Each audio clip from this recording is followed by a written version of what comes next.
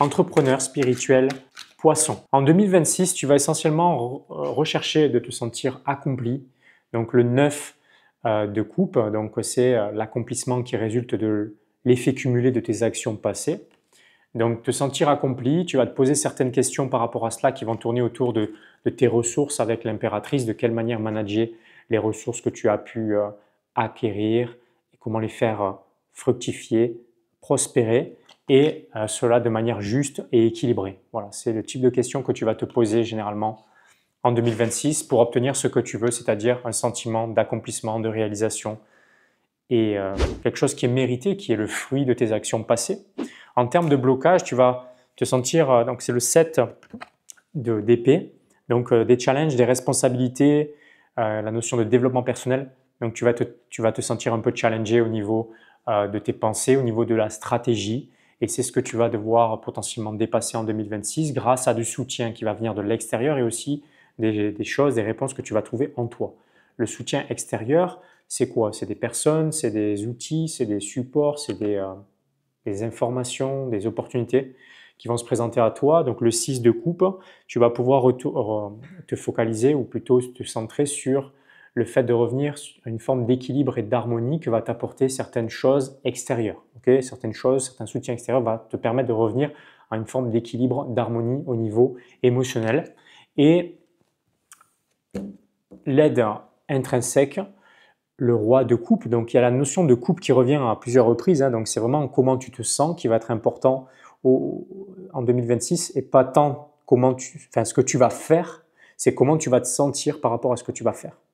Et donc ici, le roi de coupe, c'est revenir à une forme de leadership, de fondation, de structure. Donc c'est ce leadership, cette capacité que tu as à savoir te diriger dans ta propre vie et aussi dans ton activité qui va t'aider à avoir une forme de stabilité au niveau émotionnel. C'est ce que tu recherches, in fine. En termes de timing, donc pour obtenir ce résultat en termes de ressenti, ce qui est mentionné ici, c'est le 6 d'épée. Donc le 6 d'épée, ça veut dire que ça va se matérialiser, se manifester en automne potentiellement à partir du 21 septembre 2026. Ce timing, prends-le avec une pincée de sel, mais mets-le de côté dans un coin de ta tête, ça peut t'aider.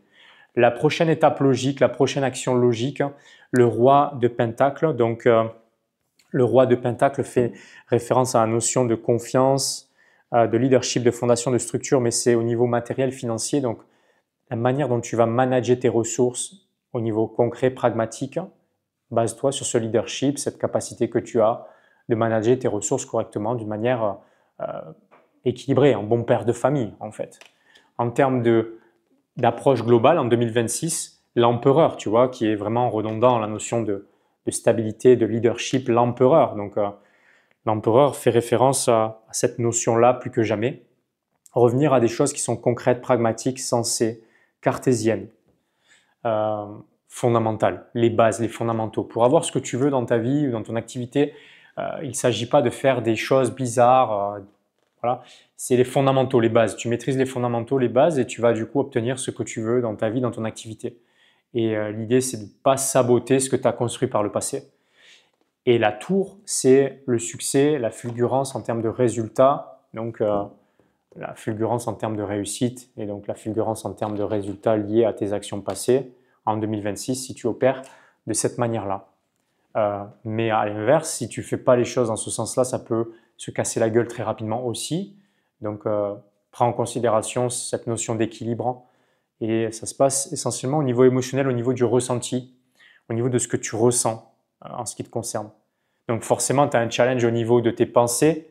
Corrige ce challenge au niveau des pensées, c'est ce qui va te permettre de te sentir plus équilibré. Et ensuite, à partir de cela, tu peux prendre des actions qui sont concrètes, pragmatiques, sensées pour protéger, développer ton activité. Toujours en prenant en considération cette notion de structure, de leadership, ces fondamentaux, ces bases qui sont solides, qui sont ancrées. Voilà ce que j'avais à te dire pour 2026. Entrepreneur spirituel Poisson, j'espère que cela t'aide.